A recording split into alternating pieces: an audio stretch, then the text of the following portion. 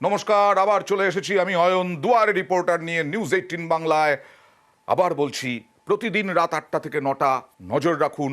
প্রত্যেকটা জেলার আপনার পাড়ার সমস্যা, বেআইনি অবৈধ কাজ তুলে ধরি এই রাত 8টা থেকে 9টায়, এবং রাজনৈতিক খবর, বড়সড় রাজনৈতিক খবর। আর আজকে প্রথমেই তো শেখ শাহজাহান দিয়ে শুরু করতে হবে, কারণ 5ই জানুয়ারি ব্যাপক মার খেয়েছিল ইডি, আমরা খেয়েছিলাম। কারণ শেখ শাহজাহানকে ধরতে গিয়েছিল, শেখ শাহজাহানের বাড়িতে তল্লাশি চালাতে গিয়েছিল ইডি। কেন্দ্রীয় বাহিনী থাকার পরেও তার উপরে শাহজাহানের হাজার হাজার অনুগামী ঘনিষ্ঠ তারা হামলা চালিয়েছিল। আর 19 দিন পর 19টি তালা ভেঙে শাহজাহানের বাড়িতে ইডি তল্লাশি করলো। তালা ভাঙা হলো 19টা দরজার, এবং সেই তালা ভেঙে কি পেল? বাসনকোসন আর জামা কাপড়, কিছুই পেল না। পাবে কি করে? কথা বলবো প্রতিনিধি অমিতের সঙ্গে। অমিত, এতদিন কি করছিলেন ইডি আধিকারিকরা? গ্রামবাসীরা পর্যন্ত বলছেন যে আগে এলে আরো অনেক কিছু পাওয়া যেত। 19 দিন পর বেতাজ বাদশাহ শেখ শাহজাহান বাড়িতে কি বসে থাকবেন? ওই কাগজপত্র নিয়ে ইডির জন্য অপেক্ষা করবেন? এতটা সময় দেওয়া হলো কেন?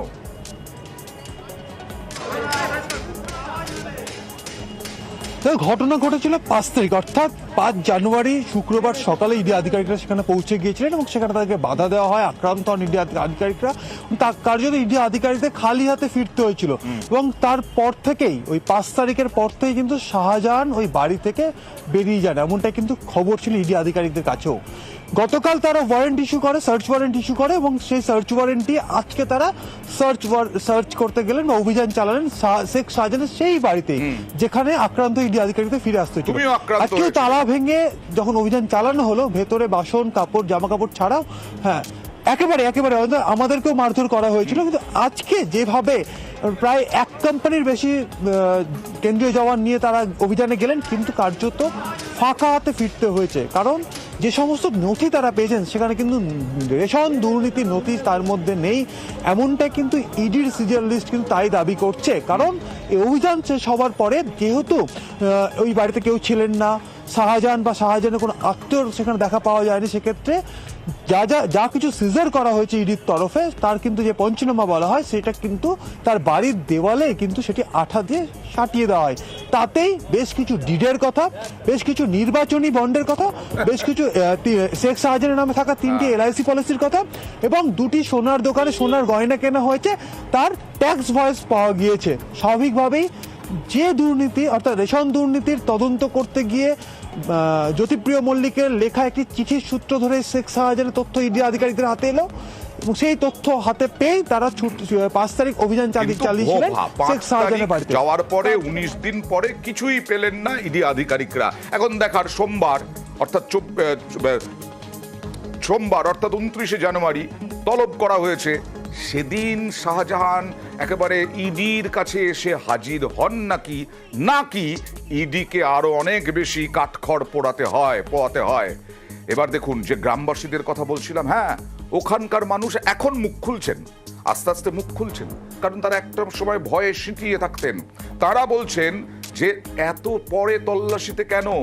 যেদিন হামলা হয়েছিল তার পরে কয়েকদিনের মধ্যেই যদি আবার হানা দিত ইডি, তাহলে অনেক কিছু পেত। কথা বলবো প্রতিনিধি অনুপমের সঙ্গে। অনুপম, সন্দেশখালিতে খালি হাতে ইডিকে ফিরতে হলো। স্থানীয় বাসিন্দারা কি এখন একটু বুকে বল পাচ্ছেন, যে এই যে বলছেন যে না, আরো আগে আসা উচিত ছিল, আরো আগে এলে পরে ইডি অনেক কিছু পেত? দেখো অয়নদা, এই যে শেখ শাহজাহান যে 5 তারিখে শেখ শাহজাহানের বাড়িতে শেখ শাহজাহানের বাড়িতে যখন ইডি আধিকারিকরা যখন রেড করতে আসে, তখন শেখ শাহজাহানের বাড়িতে শেখ শাহজাহানের অনুগামীরা ইডির ওপরে যে হামলা চালায় এবং যে আক্রান্ত হয় ইডি, CRPF এবং সংবাদ মাধ্যম। এরপরে কিন্তু শেখ শাহজাহানের কিন্তু এক কথায় বলা যেতে পারে যে নিরুদ্দেশ।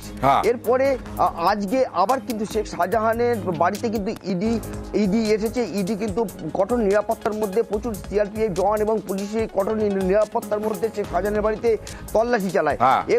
এইখানেই কিন্তু এই যে 14 দিন পরে, প্রায় 14 দিন প্রায় 19 দিন পরে যে ইডি এসেছে, এখানে কিন্তু আর গ্রামবাসীরা একটা প্রশ্ন তুলছে যে এই যে এতদিন পরে ইডি এসেছে, এর মধ্যে কিন্তু যে প্রমাণপত্র বা যেসব কাজ নথিপত্র, কাগজ, টাকা পয়সা সবই কিন্তু শেখ শাহজাহান বা শেখ শাহজাহানের অনুগামীরা কিন্তু বাড়ির থেকে সরিয়ে দিয়েছে। ইডি আধিকারিকরা কিছুই পাবে না এই বাড়ির থেকে, এমনকি সিসিটিভি যে ক্যামেরা লাগানো হওয়ার কথা, সিসি ক্যামেরাও প্রায় 12 দিন পরে সিসি ক্যামেরা বসানো হয়েছে, তাও আদালতের নির্দেশে। আর কিছু কি পাওয়া যায়, সম্ভব নাকি? কি বলছেন গ্রামবাসীরা, দেখুন। ওই দিনে যদি 2-4 দিন 5 দিনের মধ্যে যদি আসতো তাহলে ধরা পড়ে যাচ্ছে। এখন বর্তমান ওখানেও আমি যাওয়া আসা করেছিলাম, মাঝে মাঝে গোপন সূত্রে সব সরিয়ে দিয়েছে, কিচ্ছু নেই। এরকম অবস্থা পরিস্থিতি মাঝখানে এটি মার খেয়ে চলে গেছে, সেই পর্যন্ত এই অবস্থা পরিস্থিতি ওরা সমস্ত জিনিসপত্র সরিয়ে দিয়েছে, এটা পাওয়া যাবে না, কিছু ওখানে পাবে না। কেননা সেই যেবারে যে গন্ডগোলটা হয়, গন্ডগোল করার পরে সিডিটা তো মার খেয়ে চলে গেছে, সেখান থেকে উনি ঘর দেওয়া হয়ে সে ঘর ছাড়া হয়ে গেছে, তাহলে সেই ঘরে কিছু পাওয়া যায়, কিছু পাবে হয়, সেটা সম্ভব না। যাই থাকুক না কেন, মোটামুটি সমস্ত সে নিয়ে বেরিয়ে গেছে। ওর লোকজন যা সব জিনিসপত্র সরিয়ে ফেলেছে, আর এখন কোনো কিছু খুঁজলে পাবে না। কাগজপত্র, টাকা পয়সা ও সব নিয়ে সরে গেছে, কেন অনেকটা দিন টাইম নিয়ে নিয়েছে, যার জন্যে আর কোনো কিছু পাবে না। আর শেখ শাহজাহান বেতাজ বাদশাহ, তার ভাইও নিশ্চয়ই বেতাজ বাদশাহ ছিলেন। তিনি বা তার ভাই, মানে তার বউ, তারা আবার হয়রানির অভিযোগ তুলছেন। বলছেন এই যে ইডি আধিকারিকরা এলেন, এই রকম ভাবে করলেন, তারপরে নাকি এক ঘরে করে দিয়েছে অনেকেই। বাবা, তাদেরকে এক ঘরে করে দেওয়ায় অবস্থা খুব শোচনীয়। আমাদের চলতে ফিরতে ভীষণ অসুবিধা হচ্ছে। বাচ্চারা স্কুলে যেতে পারছে না, বাচ্চারা বাইরে ঠিক মতো খেলতে পারছে না। জলের যদি কোনো সমস্যা হয়েছে, মিস্ত্রি যদি বাড়িতে আসে তারাও আসতে চাচ্ছে না, টিউশনি মাস্টার আছে তারাও আসতে চাচ্ছে না, তারা ভয়ে ভয়ে আতঙ্কে আছে, তারা আসতেই চাচ্ছে না। মোটামুটি আমরা অন্ধকারের জালে পড়ে আছি। এর থেকে আমরা কি করে উদ্ধার পাবো? কিন্তু আমরা তো চোর নয়, ডাকাত নয়, আমরা কেন ঘরের ভিতরে পড়ে থাকবো? সিসি ক্যামেরায় আমরা বেরোতেই পারছি না ভালো করে। সত্যিকের সঙ্গে জড়িয়ে উনি, আমার তো মনে হয় না।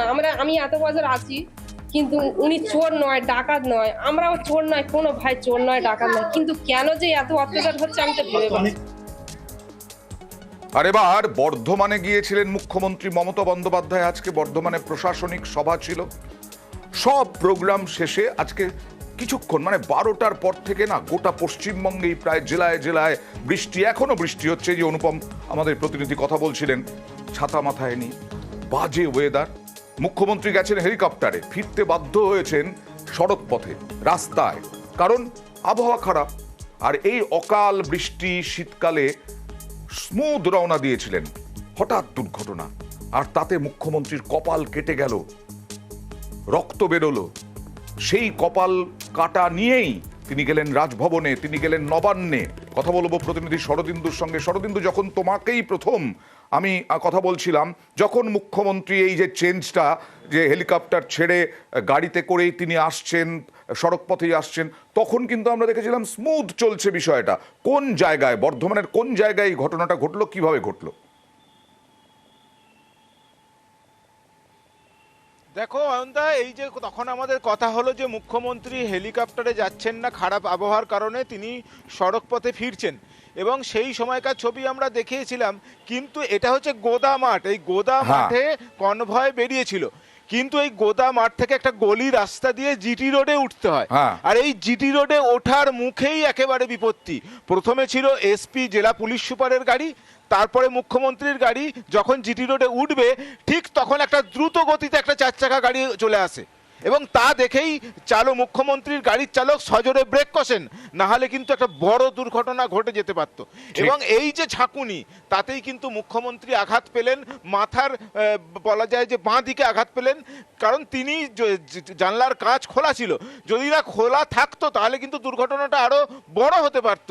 এবং তিনি ঠোকা খান, সেই জায়গা ফুলে গেছে এবং সেখান দিয়ে রক্তপাত হয়েছে। আমরা ছবিতে দেখেছিলাম যে তিনি ওখানে রুমাল চাপা দিয়ে রয়েছেন, এবং তারপরেই তিনি সড়ক পথে বেরিয়েছেন, এবং আধিকারিকরা সকলে ছুটে এসেছিলেন, তার চিকিৎসার একটা ব্যবস্থার চেষ্টা চলছিল। কিন্তু তখনকার মতো ব্যাপারটাকে সামান্য বলে দেখানো হলেও বা তিনি মনে করলেও পরে কিন্তু ওই জায়গাটা ফুলে যায়। পরে মমতা বন্দ্যোপাধ্যায় নিজে বলেছেন, আশঙ্কা প্রকাশ করছেন, এবং তার যে আঘাত লেগেছে বড়, বলেছেন নিজে। একটা কোনো গাড়ি আমরা দেখতে পাইনি, গাড়িটাকে আমরা বেরোচ্ছিলাম, ধরো আমরা একটা গলি দিয়ে বেরোচ্ছি তো, আর ওই গাড়িটা প্রায় 200 স্পিডে যাচ্ছিল, যেতে যেতে মানে আমাকে গাড়িটা প্রায় ড্যাশই করে দিত, এবং গাড়ি মানে পুরো মরেই যেতাম ওখানে। ওখানে আমার যে ড্রাইভার ছিল পুলিশের, আমাদের তো হেলিকপ্টারে আসার কথা ছিল, আমরা আসেনি ওয়েদারের জন্য, ও সঙ্গে সঙ্গে ব্রেকটা কষে আমার পুরো ড্যাশবোর্ডটা এসে মাথায় লেগেছে। তখন একটা কনকাশন হয়েছে এবং কিছুটা রক্তও পড়েছে এবং কিছু ফুলেও আছে। এখন যখন সারা মাথাটা পেন হচ্ছে, গাড়িটা যদি কাঁচটা খোলা ছিল, আমার কাঁচটা যদি বন্ধ থাকতো তাহলে ওই ড্যাশবোর্ডটা কাঁচ শুদ্ধ পুরো আমার সারা শরীরে যুক্ত হয়ে যেত এবং গাড়িটা কিন্তু চুরমার হয়ে যেত। ওই ব্রেকটা কষেছিল বলে কোনো রকম অ্যাক্সিডেন্টের জন্য হয়তো বলতে পারো মানুষের আশীর্বাদেই বেঁচেছি। আমার মনে হয় এটা পুলিশ ইনভেস্টিগেশন করুক, মানে law will take its own course, police investigation করে দেখুক, আমি এক্ষুনি কোনো কথা বলতে চাই না। আর তার আগে কেন্দ্রকে একেবারে তুলোধনা করলেন আবার বর্ধমানের মঞ্চ থেকে বঞ্চনা নিয়ে। টাকা দিচ্ছে না কেন্দ্র, 100 দিনের টাকা দিচ্ছে না কেন্দ্র, বিভিন্ন আজকে প্রকল্পের ঘোষণা করলেন, বিভিন্ন প্রকল্প ঘোষণা করলেন, প্রকল্পের বরাদ্দ ঘোষণা করলেন, তার পরেই একেবারে তেড়ে আক্রমণ কেন্দ্রকে। 100 দিনের কাজ করার পরেও 7,000 কোটি টাকা দাওনি, গরিব মানুষের মুখ হাত মেরেছো। জিএসটি ট্যাক্স আমাদের ঘাট ধরে ট্যাক্সটাকে নিয়ে যায়, আর আমাদের থেকে যে টাকা শেয়ারটা সেটা আমাদের দেয় না। আমরা দুর্বল নই, কেন্দ্রীয় সরকার টাকা বন্ধ করে দিয়েছে। 22-23 100 দিনের কাজে 1 পয়সা দেয়নি, তা সত্ত্বেও জব কার্ড হোল্ডারদের 40 দিনের কাজ আমরা করিয়েছি, বাংলা সরকার করিয়েছি। আমরা হিম্মত রাখি, আমরা করতে পারি। আর মাঝে মধ্যে এই কেন্দ্রীয় মন্ত্রীরা তারা কিন্তু রাজ্যের বিভিন্ন জায়গায় ঘুরে বেড়াচ্ছেন, খুব স্বাভাবিক কাজকর্ম দেখছেন, বিভিন্ন প্রকল্পে আসছেন। যেমন আজকে কপিল মোরেশ্বর পাতিল, তিনি কেন্দ্রীয় গ্রামোন্নয়ন প্রতিমন্ত্রী, তিনি আজকে মালদায় এসেছেন। মালদায় এসে 100 দিনে বরাদ্দ বকেয়া, মমতা বন্দ্যোপাধ্যায়ের বঞ্চনার অভিযোগ তাকে ওড়ালেন এবং রাজ্যের ঘাড়েই দোষ চাপালেন। আজকে কোন অনুষ্ঠানে এসেছিলেন প্রথমে জানবো সেবকের কাছ থেকে। সেবক, কি অনুষ্ঠান মালদায়, কোন অনুষ্ঠানে এসেছিলেন কেন্দ্রীয় গ্রামোন্নয়ন প্রতিমন্ত্রী?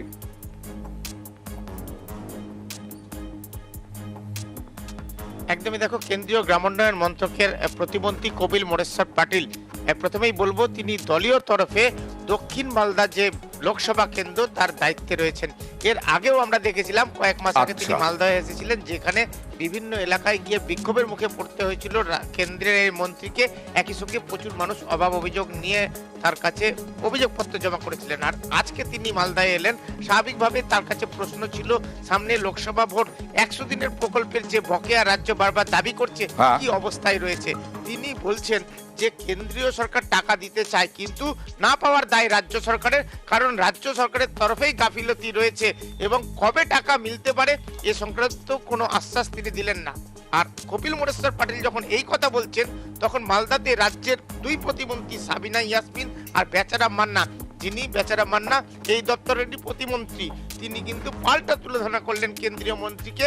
রাজ্যের 2 প্রতিমন্ত্রী পাল্টা আক্রমণ জানিয়ে বলেছেন, প্রচুর কেন্দ্রীয় দল এসেছে, কেউ কাগজে কলমে দুর্নীতি প্রমাণ করতে পারেনি। তাছাড়া যদি দুর্নীতি থাকে, শাসক দল বারবারই এই দাবি করছে, রাজ্যে প্রচুর কেন্দ্রীয় দল এসেছে, কেউ প্রমাণ করতে পারেনি। মোরেশ্বর পাতিল কি করলেন, কি বললেন দেখাবো, তারপরে আবারও একটা কেন্দ্রীয় দল এসেছে, সেটা দেখাবো।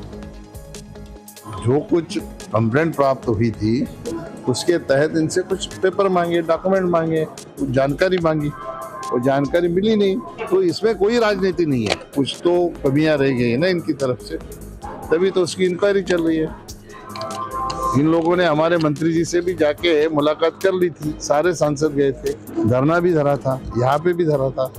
ऐसा खाली वेस्ट बंगाल को पैसा नहीं देने का कोई कारण हो सकता है क्या? नहीं, कुछ तो उसमें गड़बड़ी हुई होगी, इसलिए तो नहीं हुआ। এই যে বলছিলাম, আবারও একটা কেন্দ্রীয় দল, তারা এসেছে বারাসাতে, পুরো এলাকায় তারা ঘোরাঘুরি করলেন, আজকে দেখলেন। শোনা যাচ্ছে যে আবাস তদন্তে এই কেন্দ্রীয় দল তারা বাইরে যে বাড়ির ফলক, সেই ফলক নিয়ে অসন্তোষ প্রকাশ করেছেন। কেন? আমি একবার দেখাবো, একটু কথাবার্তাগুলো শোনানোর চেষ্টা করব।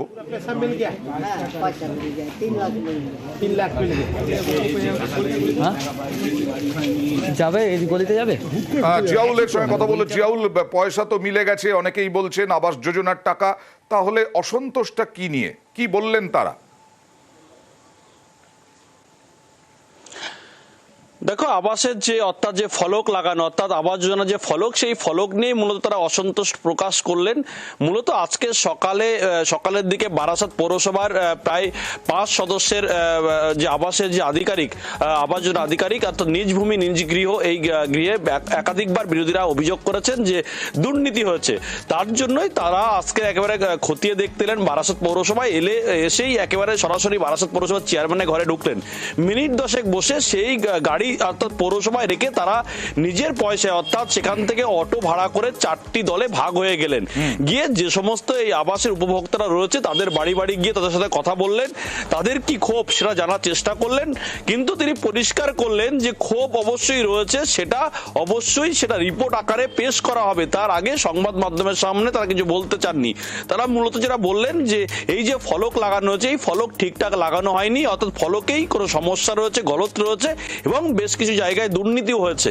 ফলে সবটাই তারা তদন্ত করে রিপোর্ট আকারে পেশ করবেন। ফলে তার আগে সংবাদ মাধ্যমের সাথে কথা বলতে চাইনি। কিন্তু যেভাবে তারা গাড়ি রাখলেন এক জায়গায় এবং তারা অটোই করে বিভিন্ন জায়গায় ভাগ হয়ে গেলেন এবং উপভোক্তার সঙ্গে কথা বললেন, তার কারণ বিভিন্ন সময় আমরা দেখেছি এই যে আবাস নিয়ে বিভিন্ন দুর্নীতির অভিযোগ তুলেছে বিরোধীরা, সেটার জন্যই তদন্ত করতে এলেন আজকের এই ডিরেক্টর, আবাসের ডিরেক্টর রাজকুমার গৌতম। তিনি কিন্তু স্পষ্টভাবে জানিয়ে দিলেন যে তিনি কথা বলেছেন এবং রিপোর্ট আকারে দেবেন। ফলে তার আগে তিনি কি বলছেন দেখাবো। তবে এই যে তারা বোঝার চেষ্টা করছেন বাংলায় কি লেখা আছে, এই প্রকল্পের নাম কি লেখা আছে তা বোঝার চেষ্টা করছেন। কিন্তু আবার বলছি, শাসক দল আবার দাবি করবে এই কেন্দ্রীয় দল এলো, ঘুরে গেল, কিন্তু কোনো কিছু প্রমাণই করতে পারলো না। রাজকুমার গৌতম কি বলছেন দেখুন। मकान जो हमारे सैंक्शन होते हैं, राज्य सरकार और भारत सरकार की निधि से जो मकान बन रहे हैं, वो मकान किस टाइप के बन रहे हैं, एज पर हमारी जो गाइडलाइंस है उसके हिसाब से बन रहे हैं कि नहीं बन रहे हैं, ये हमने देख लिए है मकान। हमारी अन्य टीम भी कोलकाता में अभी और भी टीम है, सभी की कंसोलिडेटेड रिपोर्ट बना के हम भारत सरकार को और राज्य सरकार को सबमिट कर देंगे। आप लोग सेटिस्फाइड?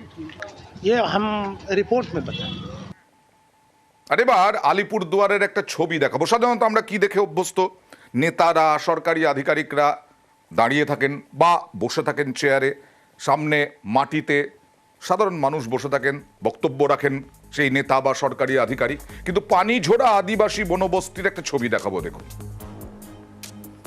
একটা নির্মাণ হচ্ছে হয়তো, সেইখানে একটা উঁচু জায়গা, সেখানে বসলেন, তো মাটিতেই বলা যায়, ডিএমএসপি বসলেন, আর সামনে চেয়ারে এই পানিঝোড়া আদিবাসী বনবস্তির বাসিন্দারা। দারুণ, অবশ্যই ভালো কাজ, কিন্তু এটা এমনি এমনি হয়নি। এটা হয়েছে মুখ্যমন্ত্রীর ধমকের পর। মুখ্যমন্ত্রী বলেছিলেন কাজ করুন, না হলে সরিয়ে দেব। তারপরেই বিভিন্ন জায়গায় এরকম ভাবে সরকারি আধিকারিকরা কথা শুনতে গেলেন, জনসংযোগে গেলেন। কথা বলবো প্রতিনিধি রাজকুমারের সঙ্গে। ঠিক আছে, গেলেন, যাওয়ার পরেই আদিবাসী বনবস্তিদের সমস্যা কি শুনলেন তারা।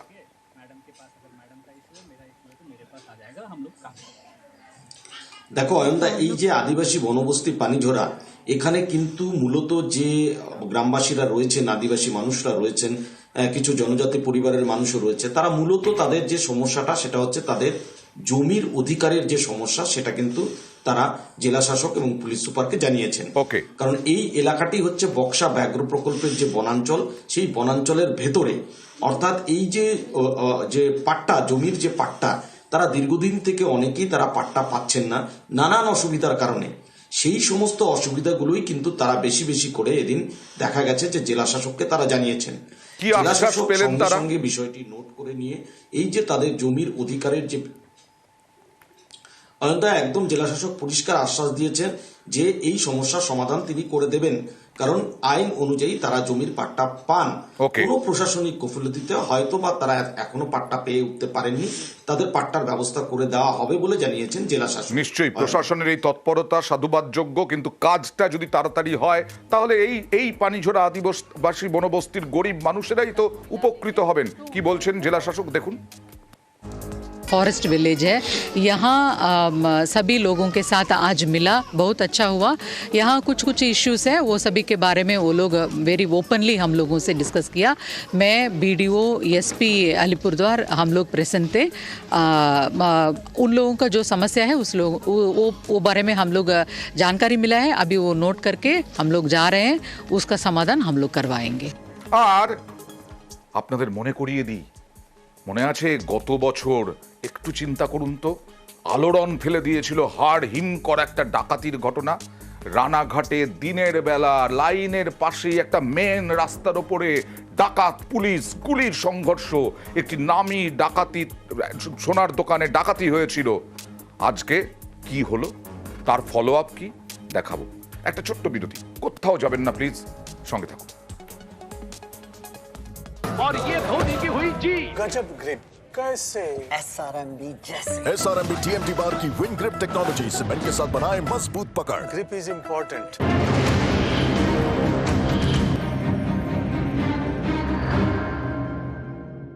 নিউজ ফ্ল্যাশ নিবেদন করছে সফেদ ডিটারজেন্ট পাউডার। मेरा सफेद तुरंत खुले, भरपूर झाग दे, मेरी चॉइस मेरा सफेद। ভারতের শান, সারা দুনিয়ায় এর মান। স্ট্রং মানে মাইথন স্টিল। किसी के ग्रिप में दम नहीं है क्या? अरे भाई बाबू, यहाँ वो हेलीकॉप्टर शॉट नहीं चलेगा। आज भी छक्का मारूंगा। इतना कॉन्फिडेंस। बेहतरीन मुकाबले की शुरुआत और ये धोनी ने बदली ग्रिप, गुरुजी हैरान, और ये धोनी की हुई जी गजब ग्रिप कैसे SRMB जैसे। SRMB TMT बार की विन ग्रिप टेक्नोलॉजी सीमेंट के साथ बनाए मजबूत पकड़। Grip is important. ছোটবেলা থেকে চানাচুর বলতে আমার একটাই পছন্দ, মুখরোচক। স্বাদে, স্বাস্থ্যে, ভালো খায়, সুস্থ থাকুন। মুখরোচক, ভালোবাসার 75 বছর। Did you know? Transform the way you think about lighting with smart, energy-efficient solutions. With Tata Power Easy Home sensor-based lights, you can save up to 50% on your electricity bills. Passive infrared motion sensors detect indoor occupancy by sensing temperature changes. And microwave motion sensors use high-frequency waves to detect motion in both indoor and outdoor spaces. The sensor-based dimmable LED lights operate at 100% brightness upon motion detection and dim to 20% brightness when there is no movement, making these perfect for areas requiring continuous illumination such as lobbies, parking lots, and staircases. Early adopters of sensor-based lighting solutions are experiencing substantial electricity bill savings with payback on investment in 6 to 8 months. To know more, WhatsApp us today or call our toll-free number. Tata Power. Sustainable is attainable. An initiative by News 18 Network. এবার তারা washing powder এলো নতুন রূপে, আরো শক্তিশালী হয়ে। সাদা বা রঙিন কাপড় এখন জেল্লাদার পরিষ্কার নিমেষে। তারা ওয়াশিং পাউডার, ভরসা চিরদিনের। জীবনের ছোট ছোট স্বপ্ন পূরণের জন্য শুধুমাত্র সেই আশার উপর আমরা নির্ভর করে থাকি। এসআইপি আপনার সেভিংসকে আপনার জন্য কাজে লাগাবে। আজই আপনার প্রথম এসআইপি আরম্ভ করুন। অতিরিক্ত তথ্যের জন্য নিজের আর্থিক পরামর্শদাতার সাথে কথা বলুন। এলআইসি মিউচুয়াল ফান্ড দ্বারা বিনিয়োগকারী শিক্ষার এক উদ্যোগ। মিউচুয়াল ফান্ড বিনিয়োগ বাজারের ঝুঁকি সাপেক্ষ। সমস্ত স্কিম সম্পর্কিত নথি সাবধানে পড়ুন। ছোটবেলা থেকে চানাচুর বলতে আমার একটাই পছন্দ, মুখরোচক। স্বাদে, স্বাস্থ্যে, ভালো খান, সুস্থ থাকুন। মুখরোচক, ভালোবাসার 75 বছর। নাগাল্যান্ড সরকার ডিআর 500 স্যাটারডে উইকলি লটারি। প্রথম পুরস্কার 2.5 কোটি গ্যারান্টেড, আরো অনেক আকর্ষণীয় পুরস্কার। টিকিট 500 টাকা। ড্র 27 জানুয়ারি। প্রথম পুরস্কার বিক্রি হওয়া টিকিটের মধ্যে। ডিআর 500 স্যাটারডে উইকলি লটারিতে 2.5 কোটি জিতেছেন মীনা ভারত শেঠ। আপনি কি পরের কোটিপতি? ইন্ডিয়ার সব থেকে বড় ইলেকট্রনিক সেল শুরু হয়ে গেছে। পেয়ে যান গ্রেট অফার্স বিশিষ্ট ব্যাংক কার্ডসে আর গ্রেট ডিলস সব রকম ইলেকট্রনিক্সে। শুধু আপনার নিকটবর্তী রিলায়েন্স ডিজিটাল অথবা মাই জিও স্টোরসে। শর্ত প্রযোজ্য। এবার তারা ওয়াশিং পাউডার এলো নতুন রূপে, আরো শক্তিশালী হয়ে। সাদা বা রঙিন কাপড় এখন জেল্লাদার পরিষ্কার নিমেষে। তারা ওয়াশিং পাউডার, ভরসা চিরদিনের। ছোটবেলা থেকে চানাচুর বলতে আমার একটাই পছন্দ, মুখরোচক। স্বাদে, স্বাস্থ্যে, ভালো খায়, সুস্থ থাকে। মুখরোচক, ভালোবাসার 75 বছর। নাগাল্যান্ড সরকার ডিআর 500 স্যাটারডে উইকলি লটারি, প্রথম পুরস্কার 2.5 কোটি গ্যারান্টেড, আরো অনেক আকর্ষণীয় পুরস্কার। টিকিট 500 টাকা। ড্র 27 জানুয়ারি। প্রথম পুরস্কার বিক্রি হওয়া টিকিটের মধ্যে। ডিআর 500 স্যাটারডে উইকলি লটারিতে 2.5 কোটি জিতেছেন মীনা ভারত শেঠ। আপনি কি পরের কোটিপতি? এই মুহূর্তে নিবেদন করছে নাগাল্যান্ড সরকার ডিআর 500 স্যাটারডে উইকলি লটারি, প্রথম পুরস্কার 2.5 কোটি গ্যারান্টেড।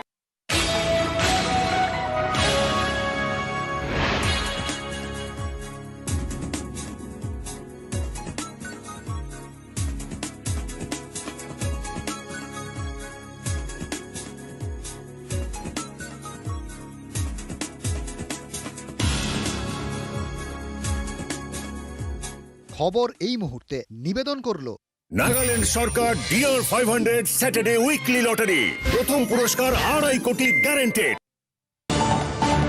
আপনি দেখছেন নিউজ 18 বাংলা। আপনার বাড়ি গ্রিলের জন্য কোন স্টিল নেব বলুন তো?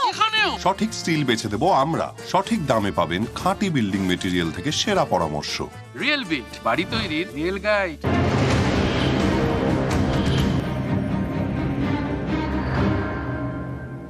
এবার চলে যাব মালদায়। মালদায় এসএফআই এর বিক্ষোভের মুখে মহকুমা শাসক। একটা সভা হচ্ছিল এসএফআই এর, সেই সভার পাশ দিয়ে যখন মালদায় মহকুমা শাসকের গাড়ি যাচ্ছিল তখন এই রকম অবস্থা হলো। দেখুন,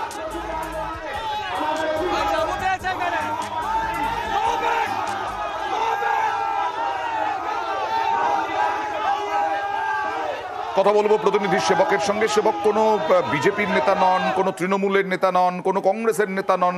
মহকুমা শাসকের গাড়ি আটকে হঠাৎ বিক্ষোভ কেন?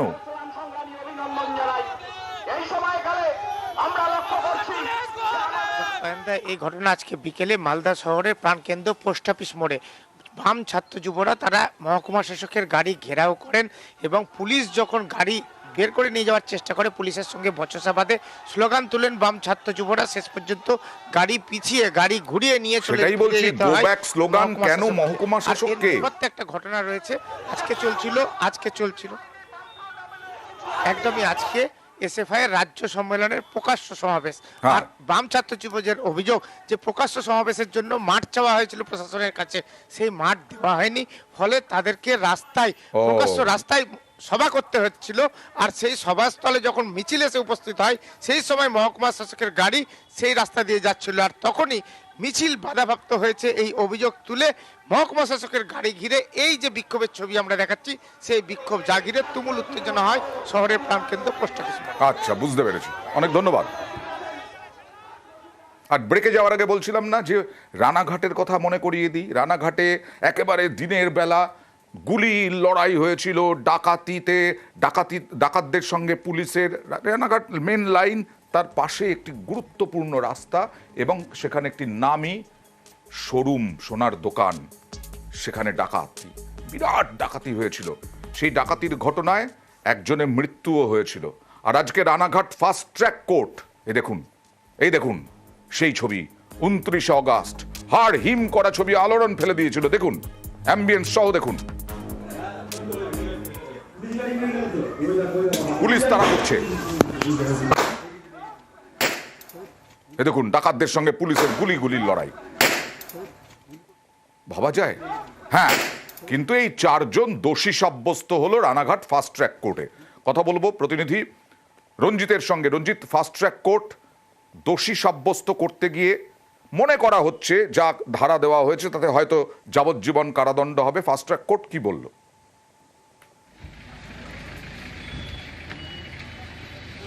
দেখো অয়নদা, প্রথমে জানি রাখি যে একেবারে কম সময়ের মধ্যে 5 মাসেরও কম সময়ের মধ্যে এই ঘটনার এই মামলার ট্রায়াল সম্পন্ন হয়েছে। তো জানি না কি যে 29শে আগস্ট 2023 এই ঘটনা ঘটে, তারপরে 7ই নভেম্বর পুলিশ চার্জশিট জমা দেয় 5 জনের বিরুদ্ধে। মূলত যে জানতে পারা যাচ্ছে যে ডাকাতি ঘটনায় 8 জন ঘটনাস্থলে ছিলেন, কিন্তু এর মধ্যে 5 জনকে গ্রেপ্তার করতে পেরেছিল রানাঘাট থানার পুলিশ। তার মধ্যে একজন গুলিবিদ্ধ, তার চিকিৎসা চলাকালীন তার মৃত্যু হয়। ফলে মোট 4 জনের বিচার প্রক্রিয়া চলছিল।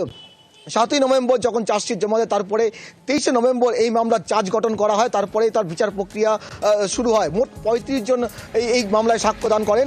তারপরে আজ 4 জনকে দোষী সাব্যস্ত করে Ranaghat ADJ fast track court. তো জানি না কি যে এই যে বিভিন্ন ধারা, যে বেশ কয়েকটি ধারায় তাদের বিরুদ্ধে মামলা চলছে, তাদের বিরুদ্ধে যে অভিযোগ আনা হয়েছে যে ধারাগুলোতে, তার মধ্যে 2টি ধারা রয়েছে, যার ন্যূনতম সাজা 10 বছর, তার সর্বোচ্চ সাজা যাবজ্জীবন পর্যন্ত।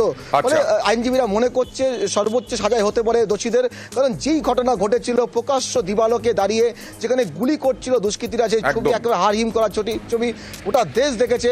জানি না কি এই ঘটনায় কিন্তু একেবারে আইনজীবীরা মনে করছে সাজা ঘোষণা কবে রঞ্জিত? যাবজ্জীবন সেই সাজা হতে পারে দোষী 4 জনের। তবে আগামীকালই সাজা ঘোষণা করবে বিচারপতি, কারণ আজকে তাদেরকে দোষী সাব্যস্ত করা হয়েছে। দুপক্ষের আইনজীবী ছিল এবং এই বিচার হয়েছে খুব দ্রুত, পুলিশ ধরতেও পেরেছিল এবং কালকে সাজা ঘোষণা। এখন দেখার কি সাজা হয়, কি শাস্তি হয় এদের। দুপক্ষের আইনজীবীর বক্তব্য শোনাবো।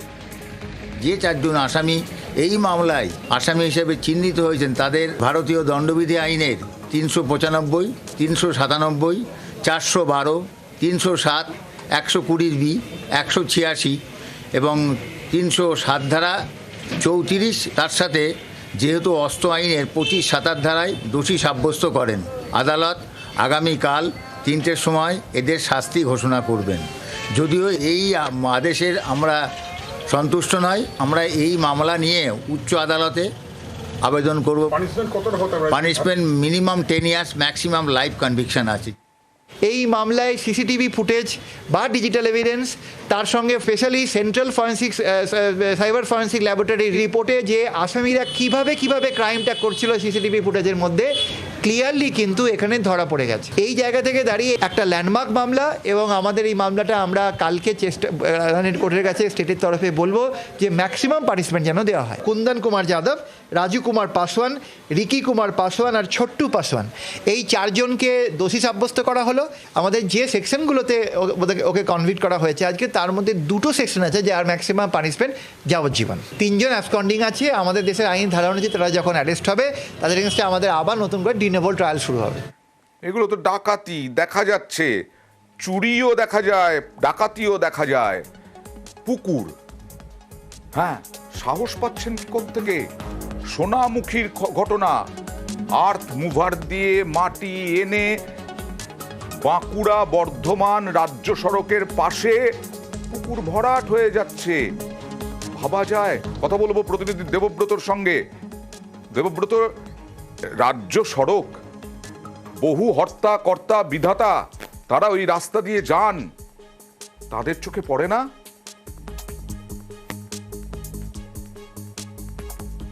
একেবারেই দেখো, যেন তাদের চোখে এই অবৈধ কাজ পড়ছে না, কারণ প্রশাসনের চোখে কার্যত বুড়ো আঙুল দিয়েই কিন্তু দিনে দুপুরে এই ধরনের অবৈধ কাজ করছে মাটি মাফিয়ারা। তুমি যেমনটাই বললে, সোনামুখীর যে বাঁকুড়া বর্ধমান রাজ্য সড়ক রয়েছে, বেশের সংলগ্ন এলাকায় একটি জলাশয়, জলা জায়গা এভাবেই ভরাট করছে। যখন আমরা ক্যামেরা নিয়ে যাই তখন আত্মভার নিয়ে পালিয়ে যায় মাটি মাফিয়ারা। এই ঘটনার পরেই আমরা কিন্তু তড়িঘড়ি ঘটনাস্থলে বিএলআরও যায়। তিনি বলছেন কিছুই জানেন না তিনি, অথচ দিনে দুপুরে এত গুরুত্বপূর্ণ একটি রাজ্য সড়কের পাশে এই জলাজমি। বিএলআরও অফিস ওখান থেকে কত দূরে? থানা কত দূরে দেবব্রত? একেবারেই দেখো, বিএলআরও অফিস এবং থানা 4 কিলোমিটারের মধ্যে এই অফিস কার্যালয়গুলি রয়েছে। তারপরেও কিন্তু তাদের নজরে আসছে না। এই যে জলাশয় রয়েছে, এই জলাশয়ে কিন্তু স্থানীয় যে সেচ ক্যানেল রয়েছে, এই ক্যানেলের জল কৃষকদের জমিতে যায়। অর্থাৎ এই জলাজমি যদি ভরাট করে দেয়, আগামীতে এই কৃষকরা কিন্তু সেই জল পাবে না, অর্থাৎ তাদের চাষ করতে সমস্যা হবে। মানে জমি হাঙররা হাঁ করে আছে সব সময়, তাদের তো কোনো যায় আসে না। পুকুর ভরাট করলে কৃষকদের পেটে লাথি মারলেও তাদের কোনো যায় আসে না। কিন্তু বিএলআরও অফিসের কর্তারা বলছেন যে তারা জানেনই না। ওই রাস্তা দিয়ে কেউ যান না, পুলিশও যায় না। এইভাবেই জমি হাঙরদের আপনারা এই রকম ভাবে প্রশ্রয় দিয়ে যাবেন? বিএলআরও কি বলছেন দেখুন। আপনারা ফোন করার পরে আমরা লোকাল আড়াইকে পাঠালাম, স্থানীয় আড়াই, এবং তারপরে আড়াই আমাদের ফোন করলো, আমিও এখানে এলাম। আমরা এসে এখন ওই মাটি কাটার মেশিনটাকে কিছু দূর গিয়ে খুঁজলাম। এটার তাহলে এর মালিক কে আছে এটা আমরা দেখবো রেকর্ড অনুযায়ী, এবং তারপর তার ক্লাসিফিকেশন দেখে এটা তাহলে প্রয়োজনে আমরা 4C5 যেটা রিস্টোরেশনের নোটিশ করব, এবং ব্যাপারটা ঊর্ধ্বতন কর্তৃপক্ষে দৃষ্টি আকর্ষণ করে ওনারা যেভাবে বলবেন আমরা সেভাবে পদক্ষেপ নেব ভবিষ্যতে। এটা কি বৈধভাবে হচ্ছে না, এখানে কোনো ওয়াটার বডি কোনো কখনোই আপনার এডিএম ডিএলআরও পারমিশন ছাড়া কোনো হতে পারে না। প্রয়োজনে করুন দ্রুত। এবার দেখুন, সরকার বরাদ্দ করেছে টাকা বরাদ্দ করেছে রাস্তা সারাইয়ের জন্য।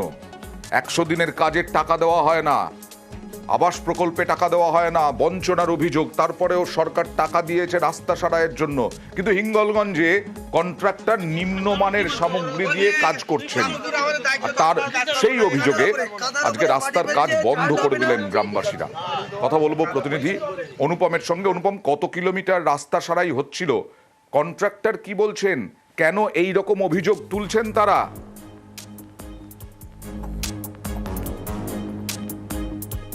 দেখো অয়নদা, হিঙ্গলগঞ্জের বায়লানি থেকে বাঁশতলা পর্যন্ত 10 কিলোমিটার যে রাস্তা, সেই রাস্তা কাজ হচ্ছিল, রাস্তার কাজ শুরু হয়েছিল, রাস্তার কাজ আজকে বন্ধ করে দিল গ্রামবাসীরা। কেন বন্ধ করে দিল? তার কারণ এই যে 10 কিলোমিটার রাস্তায় বরাদ্দ হয়েছিল 6,76,00,000 টাকা, কিন্তু এই রাস্তার 2 মাস আগে এই রাস্তার কাজ শুরু হয়। প্রথমে মোটা পাথর দিয়ে রাস্তার কাজ শুরু হয়েছিল, পাইলিং শুরু হয়েছিল, এবং আজকে সকাল থেকে শুরু হয়েছিল ওপরে যে ওপরের একদম যে লাস্ট যে আস্তরণটা, যে কুচো খোয়া দিয়ে যে আস্তরণটা, সেটা দেওয়ার কাজ আজকে শুরু হয়েছিল। এবং সেই কাজ যখন হয় তখন কিন্তু গ্রামবাসীরা দেখে যে খুব নিম্নমানের কাজ হচ্ছে, একদম পাতলা, হাত দিলে উঠে যাচ্ছে। এরপরেই কিন্তু গ্রামবাসীরা এসে সেই কাজ বন্ধ করে দেয়, এবং এলাকায় কিন্তু তারপরে কাউকে পাওয়া গেছে যারা রাস্তার কাজের সঙ্গে জড়িত, তারা কেউ এসেছেন? কার রাস্তা? পঞ্চায়েতের রাস্তা, জেলা পরিষদের রাস্তা, না রাজ্য সড়ক পূর্ত দপ্তরের রাস্তা, না কার পুর দপ্তরের রাস্তা, না কার? এই রাস্তাটা হচ্ছে জেলা পরিষদের রাস্তা, জেলা পরিষদের থেকে এই রাস্তাটা বরাদ্দ হয়েছিল, এবং এই যে ঠিকাদার এই রাস্তা কাজ করছিল সেই ঠিকাদারকে কিন্তু অবিলম্ব, তার মানে তাকে কিন্তু ডাকা হয়েছে, তাকে ফোন করা হয়েছে, তিনি সরাসরি ঘটনাস্থলে ছিলেন না, তাকে খবর দেওয়া হয়েছে, তিনি এসে এই যেভাবে কাজ হচ্ছে সেই কাজের তিনি নিজেই আর কি কেন এরকমভাবে কাজ হচ্ছে বলেছেন যে তিনি নিজে সেই প্রধানকে সঙ্গে করে নিয়ে যাতে ভালো কাজ হয় তার প্রতিশ্রুতি দিয়েছেন। আচ্ছা, প্রতিশ্রুতি দিয়েছেন, প্রতিশ্রুতি রক্ষা করতে পারেন কিনা আমরা নজর রাখবো। সরকারের টাকা তো নষ্ট করার জন্য নয়।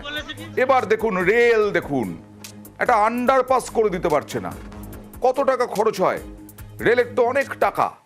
রেলের আন্ডারপাসের দাবিতে আজকে দেওয়ালে পিঠ থেকে গিয়ে বিক্ষোভে বসলেন বাসিন্দারা, কারণ তাদের তো ঝুঁকি নিয়ে রেল লাইন পারাপার করতে হয়। ছাত্র ছাত্রী থেকে আরম্ভ করে মরণাপন্ন রোগী, তাদেরকে যেতে হয়, তাদের যাওয়ার এই আন্ডারপাস করে দিচ্ছে না রেল। আর তাই ক্ষোভে দেখুন এই পড়ুয়ারা পর্যন্ত, বাচ্চারা পর্যন্ত, কি পোস্টার দেখুন, কি সুন্দর পোস্টার। আমরা গ্রামের মানুষ বলে কি, আমরা গ্রামে থাকি বলে কি আমরা মানুষ নই? প্রাইমারি শিক্ষার পর আমরা আর পড়াশোনা করব না? কথা বলবো প্রতিনিধি প্রিয়ব্রতর সঙ্গে। প্রিয়ব্রত, রেলের কি দাবি? রেল কি সাফাই দিচ্ছে? কেন করা যাচ্ছে না এই আন্ডারপাস?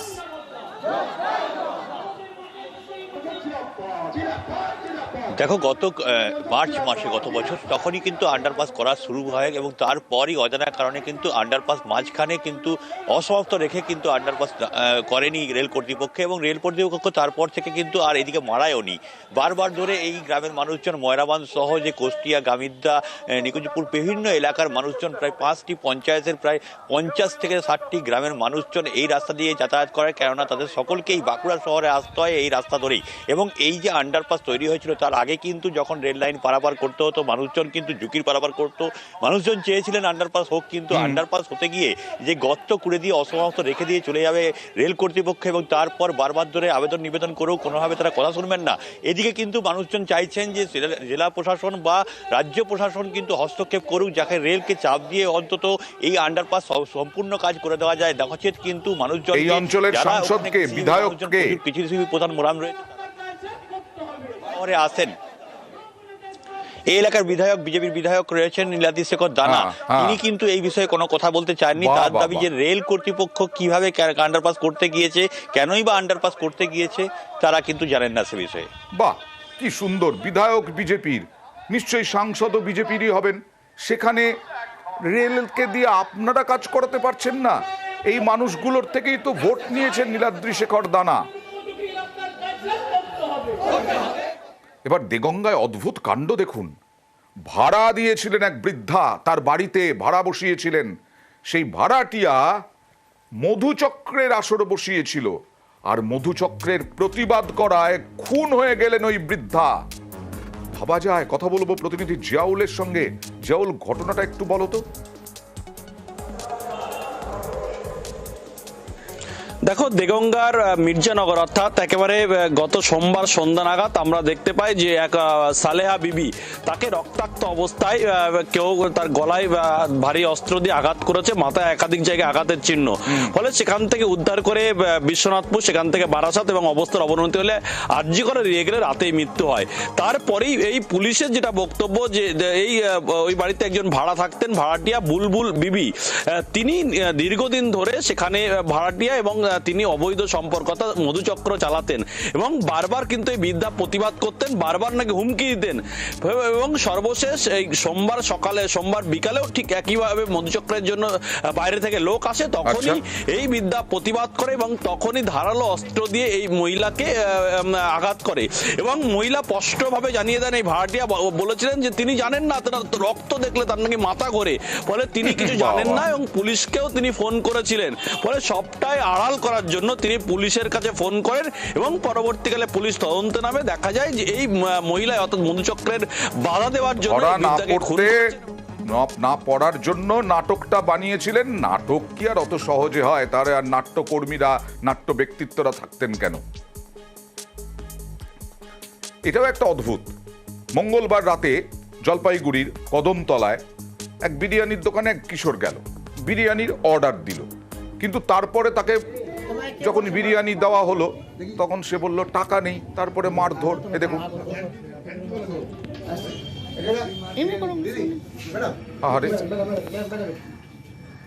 আচ্ছা, শান্তনুর সঙ্গে কথা বলবো। শান্তনু, এই যে কিশোর, এ কিরকম ঘরের, কি মনে হয়? মানে তার কাছে টাকা নেই, সে আবার বিরিয়ানির অর্ডার দিল, নিশ্চয়ই বিরিয়ানি খেতে ইচ্ছে করেছে। এই ঘটনাটা কি ঘটেছে ঠিক?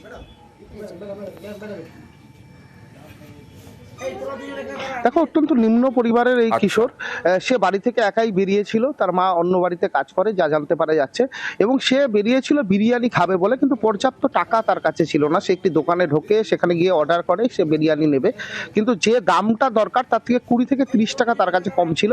সে কিছুটা লজ্জার স্বরেই বলেছিল, আমি এখন বিরিয়ানি নেব না।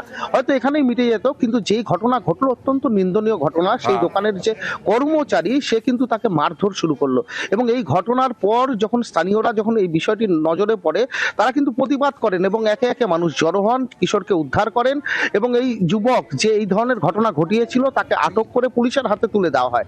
যেটা জানা যাচ্ছে, যুবক মদ্যপ অবস্থায় ছিল এবং কিশোর যখন তার কাছে বিরিয়ানি নেবে না বলে জানায়, তৎক্ষণাৎ তাকে মারধর করা হয়। কিশোর নিম্নবিত্ত পরিবারের, তার খাওয়ার ইচ্ছে হয়েছে, হয়তো সেই রকম টাকা নেই, তা বলে মারধর করা হবে? অত্যন্ত নিন্দাজনক। বিরিয়ানিতে একটা বাচ্চা ছেলে বিরিয়ানি খেতে আসছে, দোকানের লোক বিরিয়ানি দিয়ে অস্বীকার করেছে। আচ্ছা, অস্বীকার করে ছেলেটা বলছে আমি খাবো না, তখন ওই কর্মচারীটা থাপ্পড় মেরে বাচ্চার কি গাল কেটে গেছে, ভেঙেছে। তারপরে থানাকে ডেকে আমি মানে এই দোকানে বাচ্চাটাকে আমি পুলিশ মেডিকেলে পাঠাবো। আচ্ছা, আর ওদের দুজনকে কি পুলিশ কাছে নিয়ে গেল। এখনকার দিনে কমিউনিকেশনের তো কোনো অভাব নেই। একটা নির্দেশিকা জারি হলে সেটা যেতে কতক্ষণ লাগে? পানিহাটি হাসপাতালের ছবি দেখাবো, দাঁড়ান। স্বাস্থ্য দপ্তরের নির্দেশ দিয়েছিল কালকে 9টা থেকেই খুলতে হবে আউটডোর। কিন্তু একটা ছবি দেখাবো, কটা বাজে দেখান, দেখুন তো কটা বাজে সেই ছবিটা। দাদা এত দেরি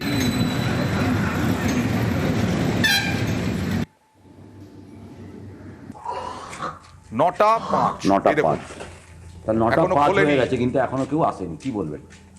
কমপ্লেন করতে হবে।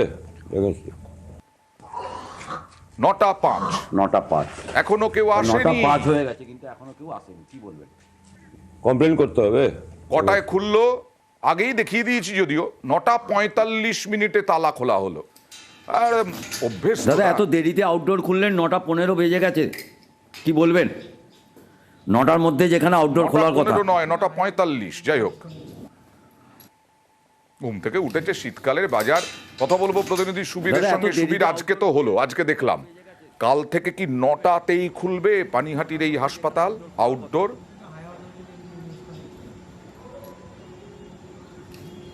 অজন্তা, আজকে যেমন আমরা গিয়েছিলাম এবং যখন আমাদের ক্যামেরার সামনে পুরো বিষয়টি ধরা পড়ে, আমাদের কিন্তু কালকেও কিন্তু নজর থাকবে যে কালকে 9টার সময় আউটডোর খোলে কিনা। এবং সরকারি যে নির্দেশিকা জারি করা হয়েছিল গতকাল, তারপরে আজকে সকালের যে ছবি পানিহাটি হাসপাতাল, সেটা কিন্তু কোনো রকমভাবে কাম্য ছিল না। কারণ সরকারি নির্দেশিকা গতকালই চলে এসেছিল বিভিন্ন হাসপাতালের সুপারের কাছে, এবং সুপারের সাথে আমরা কথা বলেছিলাম। সুপার আমাদের ক্যামেরার সামনে কোনো রকম কোনো কথা বলতে চাননি। নিউজ 18 বাংলার সাথে তিনি কোনো কথা বলবেন না, তিনি জানিয়েছেন। তিনি এটাও বলেছেন যে তিনি পুরো বিষয়টি জানেন এবং তার সত্যতা তিনি স্বীকার করেছেন, এবং তিনি বলেছেন যে তিনি তার মতো করে ব্যবস্থা নেবেন। এখন সুপার কি ব্যবস্থা নেন সেটা সেটা আমাদের দেখতে হবে। পাশাপাশি তোমাকে জানিয়ে রাখি, এই যে দূর দূরান্ত থেকে যারা বৃদ্ধ বৃদ্ধারা আসছেন, তারা এই কনকনে ঠান্ডার মধ্যে তারা সকাল থেকে লাইন দিয়ে দাঁড়িয়ে থাকেন আউটডোরের বাইরে, এবং সরকারি নির্দেশিকা অমান্য করে এই যে এইভাবে সরকারি আধিকারিকরা তাদের ইচ্ছে মতো আসছে এবং তাদের ইচ্ছে মতো তারা যাচ্ছে। কি বলছেন? তারা বলছেন তা এখনো নির্দেশ আসেনি। আমি বললাম না শুরুতেই যে কমিউনিকেশনের এখন তো ব্যাপক সুবিধে। একটা খবর যেতে কি পায়রা দিয়ে চিঠি পাঠাতে হয়? দেখুন কি বলছেন স্বাস্থ্যকর্মী। সরকার আপনাদের সার্কুলার দিয়েছে 9টার মধ্যে আউটডোর খুলে টিকিট দেওয়ার কথা, এখন 9:20-25 হয়ে গেছে, কি বলবেন? 9:15 মধ্যে স্বাস্থ্য দপ্তরে মেল করে পাঠানোর কথা ছিল, কি বলবেন? আমাদের ইনফরমেশন নেই, প্রথম কথা। দ্বিতীয় কথা, আমি দূর থেকে আসি, আমি নিজে জ্বর নিয়ে ডিউটি করছি। ওরে বাবা, এই দেখুন এখন জ্বর হয়েছে। জ্বর নিয়ে ডিউটি করছেন, এমন তো নয় যে একেবারে কেলিয়ে পড়েছেন জ্বর নিয়ে, এরকম নয়। আমরাও জ্বর নিয়ে একদম ডিউটি করি, কিন্তু বিরাট বড় কাজ করছেন। কারণ সরকারি কর্মী না, আর সুপার সাহেব কথা বলতে চাইবেন না, আপনার স্বাধীনতা আছে। কিন্তু দেখুন বিষয়টাকে। আর কান্দি হাসপাতালে দেখুন, কান্দিতে একেবারে বিনা চিকিৎসায়, চিকিৎসার গাফিলতিতে মৃত্যুর অভিযোগ, আর তাতেই উত্তপ্ত হলো। কথা বলবো প্রতিনিধি প্রণবের সঙ্গে। প্রণব, কি ঘটনাটা ঘটেছে?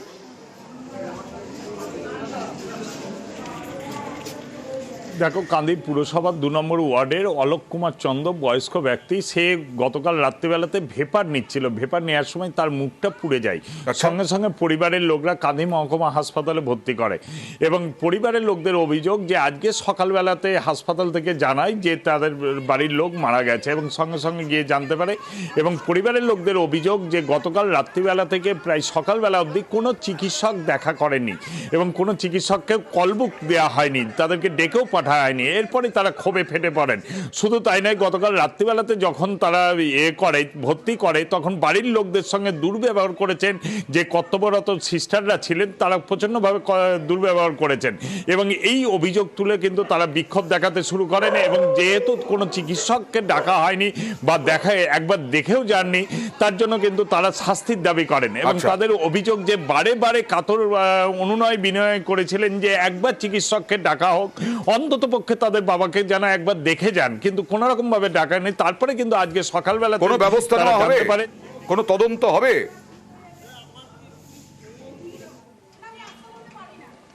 হ্যাঁ, দেখো, এই ঘটনার পরে কান্দি থানার পুলিশ এসে পরিস্থিতি সামলায়। যদিও হাসপাতালের সুপার আশ্বাস দিয়েছেন একটা তদন্ত কমিটি করা হবে, এবং সেই কারণে পোস্টমর্টম ময়না তদন্ত হয়েছে। এবং ব্যবস্থা নিন, দ্রুত তদন্ত করুন।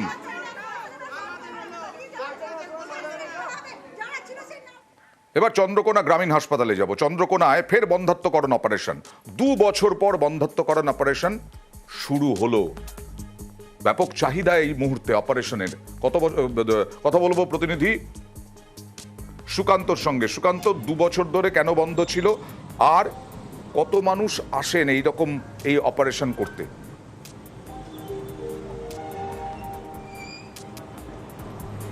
দেখো আমরা প্রথমেই বলি যে সরকারি প্রচার ছোট্ট পরিবার সুখী পরিবার, একদম, আর সেই প্রচারেই ছাড়া পাওয়া গেছে চন্দ্রকোনা গ্রামীণ হাসপাতালে। এলাকার মানুষ যারা জানাচ্ছেন প্রায় 2 বছর এলাকায় বন্ধাত্মকরণ অর্থাৎ এই যে অপারেশন মানে এই অপারেশন বন্ধ থাকার ফলে তারা অসুবিধায় পড়েছিলেন, এবং তারপরে জেলা স্বাস্থ্য দপ্তর এবং রাজ্য স্বাস্থ্য দপ্তরের উদ্যোগে একজন অবসরপ্রাপ্ত চিকিৎসককে এই কাজে নিযুক্ত করা হয়েছে, এবং তারপরে আবার চালু হয়েছে বন্ধাত্মকরণ এই অপারেশন। এবং এখন যেটা জানা যাচ্ছে সপ্তাহে 2 দিন এই অপারেশন হচ্ছে, এবং 12 থেকে 15 জন মহিলার এই অপারেশন করা হচ্ছে বলে জানিয়েছেন চন্দ্রকোনা গ্রামীণ হাসপাতালের বিএমএইচ স্বপ্ননীল মিস্ত্রি। নিশ্চয়ই রাজ্য সরকারের যে মানে স্লোগান, সেই স্লোগানকে যাতে সার্থক করা যায় হাসপাতাল কর্তৃপক্ষ নিশ্চয়ই চেষ্টা করবেন। এখান থেকে মেডিকেল কলেজ, ঘাটাল, অন্যান্য যে হসপিটাল সেখানে ছোটাছুটি করতে হতো, তারা এখানেই সরাসরি কাজটা পেয়ে যাচ্ছে, তাদের অনেকেরই খুব মানে অনেক উপকার হয়েছে। ব্লকের যে পরিমাণ কেস আছে সেই কেস কিছুটা হলেও কমবে আর কি। তারপরে হয়তো আমি বা অন্যান্য যে ডক্টর বাবুরা আসবেন বা গাইনি যদি কেউ আসেন তারাও লাইগেশন শুরু করবেন। তো আর পূর্ব মেদিনীপুরে দেখুন একটা গ্রামীণ হাসপাতাল পুরস্কার পাচ্ছে, ভালো স্বাস্থ্য পরিষেবা এবং ভালো পরিকাঠামো। পূর্ব মেদিনীপুর জেলার সেরা স্বাস্থ্য পুরস্কার বড়রাঙ্কুয়া গ্রামীণ হাসপাতালের দখলে। বালিশাই বড়রাঙ্কুয়া গ্রামীণ হাসপাতাল পেল 5টি পুরস্কার। কারা দিল, কি কি ক্ষেত্রে পুরস্কার পেল, জানবো প্রতিনিধি সুজিতের সঙ্গে, সংক্ষেপে জানবো।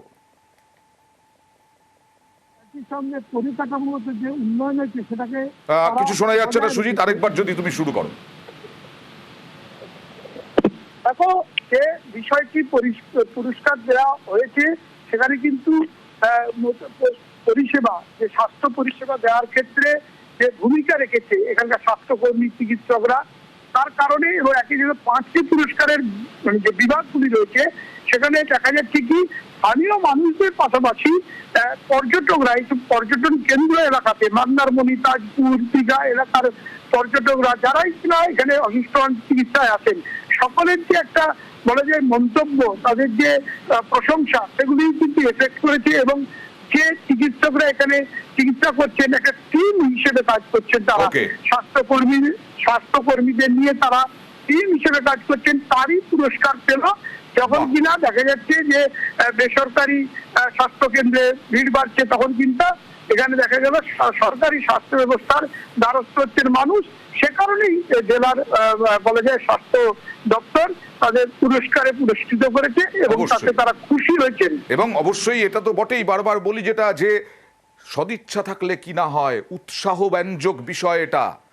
এবার দেখুন ধূপগুড়ি মহকুমা হয়েছে, ধূপগুড়ি মহকুমা একেবারে হয়ে গেছে সমস্ত, আর কিচ্ছু বাধা নেই। এবার এসডিপিও, এএসপি, এসডিপিও দায়িত্ব নিলেন। মহকুমা হতেই দায়িত্ব নিলেন এসডিপিও, এসডিপিও দায়িত্ব নিলেন এবং এএসপি দায়িত্ব নিলেন। কথা বলবো প্রতিনিধি রকির সঙ্গে।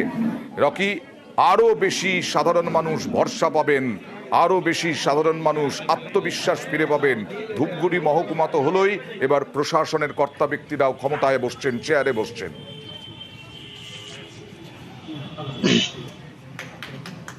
একদম তুমি যেমনটা বলে সরকারিভাবে কিন্তু নোটিফিকেশন জারি হওয়ার একদিন পরেই কিন্তু দেখা গিয়েছিল 20 তারিখে ধূপগুড়ি মহকুমা শাসক তমজিৎ চক্রবর্তী কিন্তু তিনি তার দায়িত্বভার নেন। আর 5 দিনের মাথায় আজ ধূপগুড়ি এসডিপিও লেপচা তিনি কিন্তু আজ তার দায়িত্বভার গ্রহণ করেন। ধূপগুড়ি পৌরসভার যে পুরানো অফিস সেখানে কিন্তু আনুষ্ঠানিকভাবে উদ্বোধন হয় এসডিপিও অফিসের, এবং আজই কিন্তু ধূপগুড়ি গ্রামীণ অতিরিক্ত পুলিশ সুপার আমির আহমেদ তিনি কিন্তু দায়িত্বভার নেন। এক কথায় বলা চলে যে ধূপগুড়ি মহকুমা হতেই কিন্তু প্রশাসনিক তৎপরতা শুরু হয়েছে। সাধারণ মানুষ এতে খুশি, কারণ আইনতভাবে হবেন, ভরসা পাবেন, আত্মবিশ্বাস ফিরে পাবেন। ধূপগুড়ির সাধারণ মানুষ, মুখ্যমন্ত্রী এবং অভিষেক বন্দ্যোপাধ্যায় আগেই ঘোষণা করেছিলেন, সেই প্রতিশ্রুতি পালন হয়েছে। আর আবহাওয়া, বিভিন্ন জায়গায় বৃষ্টি চলছে, আবার সেই অকাল বৃষ্টি। দক্ষিণবঙ্গের বিস্তীর্ণ এলাকা জুড়ে বৃষ্টি। কথা বলবো পঙ্কজ দাশরথীর সঙ্গে। পঙ্কজ, তোমার ওদিকে দীঘায় বা আরো বিভিন্ন জায়গায়, রামনগর থেকে আরম্ভ করে মন্দারমণি, শঙ্করপুর, এইসব জায়গায় কি অবস্থা? একেবারে দীঘা শুধু নয়, দীঘা পূর্ব মেদিনীপুর জেলা জুড়ে কিন্তু সকাল থেকে বৃষ্টি হয়েছে এবং কিন্তু কুয়াশাচ্ছন্ন রয়েছিল সকালে, তারপরে কিন্তু বৃষ্টি হয়েছে। এবং এই যে মাঘের শীতের পরেই যে বৃষ্টি একটু কম করা, যেখানে মানুষ জনজীবন কিন্তু জুবুথুবু অবস্থায় পরিণত হয়েছে।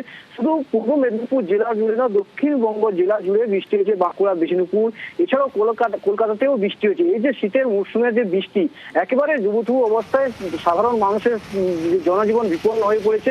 পূর্ব মেদিনীপুর জেলা জুড়ে একেবারে পূর্ব মেদিনীপুর বিস্তীর্ণ এলাকায়, দেখুন সমুদ্র উপকূলবর্তী এলাকায়, দীঘা, মন্দারমণি, তাজপুর এলাকায়ও প্রচুর পরিমাণে বৃষ্টি হয়েছে এবং দক্ষিণবঙ্গের জেলাতে কিন্তু কলকাতাতেও বৃষ্টি হয়েছে, যার কারণে কিন্তু এই যে শীতের বৃষ্টি, অকাল শীতের বৃষ্টি, এমনিতে মাঘের শীত, তারপরে এই বৃষ্টি এবং কনকনে শীতে জুবুথুবু অবস্থায় কিন্তু সাধারণ মানুষ শীত তো বটেই, শীত শুধু হলে ভালোই লাগতো, কিন্তু পঙ্কজ বিষয়টা হচ্ছে যে অনেক রোগ ভোগে ভুগছেন ঠান্ডা লেগে, কারণ এই বৃষ্টি, কারণ আর বৃষ্টি ভালো লাগছে না সাধারণ মানুষের।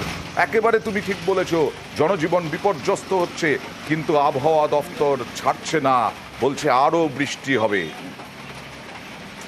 কাল থেকে বৃষ্টি আর চান্সেস আমাদের সাউথ বেঙ্গলে নাই। কাল থেকে আগামী 5 দিন কিন্তু ড্রাই ওয়েদার থাকবে সাউথ বেঙ্গলে। নর্থ বেঙ্গলে দার্জিলিং আর কালিম্পং বাদ দিয়ে কিন্তু আর বৃষ্টি নাই, অন্য জেলাগুলোতে কোনো বৃষ্টির চান্সেস নাই। কালকে অ্যাটলিস্ট 2 থেকে 3 ডিগ্রি ফল করবে, অর্থাৎ কলকাতাতে আগামীকাল 14-র কাছাকাছি আমরা এক্সপেক্ট করছি। 26 জানুয়ারি গোটা রাজ্যেই কিন্তু ফাইন ওয়েদার থাকবে। যাক, 26শে জানুয়ারি একদম রোদ ঝলমলে থাকবে, এটা খুব ভালো খবর শোনালেন আবহাওয়া দপ্তরের কর্তা। অন্যদিকে পূর্ব সিকিমে দেখুন ভারী তুষারপাত, শেরথাং, ছাঙ্গু লেক ঢেকে গেছে সাদা বরফে, পর্যটকদের ব্যাপক আনন্দ। কথা বলবো প্রতিনিধি পার্থর সঙ্গে। পার্থ, কি অবস্থা? দেখো, একদিকে যখন দক্ষিণবঙ্গে বৃষ্টি হচ্ছে, সেখানে কিন্তু উল্টো আবহাওয়া কিন্তু উত্তরবঙ্গে পাহাড় থেকে সমতলে সর্বত্রই, বিশেষ করে পাহাড়ি এলাকা। এই মুহূর্তে সান্দাকফুতে তাপমাত্রা হচ্ছে 1 ডিগ্রি, সেখানে দার্জিলিংয়ে 3 থেকে 4 ডিগ্রি আশপাশে। আর সিকিম জুড়েই কিন্তু প্রবল তুষারপাত হচ্ছে, পূর্ব সিকিম এবং নর্থ সিকিম জুড়েই এই তুষারপাত হচ্ছে। যে ছবি এখন দর্শকরা দেখছেন আমাদের টিভির পর্দায়, তা হলো পূর্ব সিকিমের এই ছাঙ্গু লেক, যে পর্যটকদের অতি প্রিয় জায়গা আছে। ছাঙ্গু লেক থেকে ইন্দো চায়না সীমান্ত যে নাথুলা যাওয়ার রাস্তা, সেই রাস্তা জুড়ে কিন্তু চারদিকে শুধুই সাদা বরফের, একেবারে সাদা বরফের পুরো চাদরে ঢাকা পড়েছে। যে সবুজ গাছপাছ বা নীল পাহাড় পুরোটাই কিন্তু একেবারে সাদা হয়ে আছে। এমনকি যেই পর্যটকরা অধীর অপেক্ষায় ছিলেন, কেন আবহাওয়া অফিসে একটা পূর্বাভাস ছিলই যে আজ কিংবা আগামীকাল বরফ পড়ার সম্ভাবনা রয়েছে সিকিম এবং দার্জিলিং উঁচু পার্বত্য এলাকা। সেই মতে কিন্তু সিকিম জুড়েই কিন্তু তুষারপাত শুরু হয়েছে। স্বাভাবিকভাবেই পর্যটকরা যথেষ্টই খুশি, একদম খুব স্বাভাবিক, পর্যটকরা যথেষ্টই খুশি হবেন। বরফ দেখতে কে না চায়, এমনকি দার্জিলিং গেলেও বরফ দেখার ইচ্ছে হয় পর্যটকদের। আবারও বলি, প্রতিদিন এই রাত 8টা থেকে 9টা আপনারা নজর রাখুন। রাত 8টা থেকে 9টা আমার সঙ্গে থাকুন, আমাদের রিপোর্টারদের সঙ্গে থাকুন। আপনার পাড়ার সমস্যা, আপনার জেলার সমস্যা, একেবারে 19 থেকে 20টা খবর ঝাঁটাঝাট দেখাবো আপনাদেরকে। বেআইনি অবৈধ কাজ সব তুলে ধরবো। আর একটু পরেই নিউজ রুম লাইভ নিয়ে অন্য স্টুডিও থেকে আসছেন আমার সহকর্মী প্রিয়া।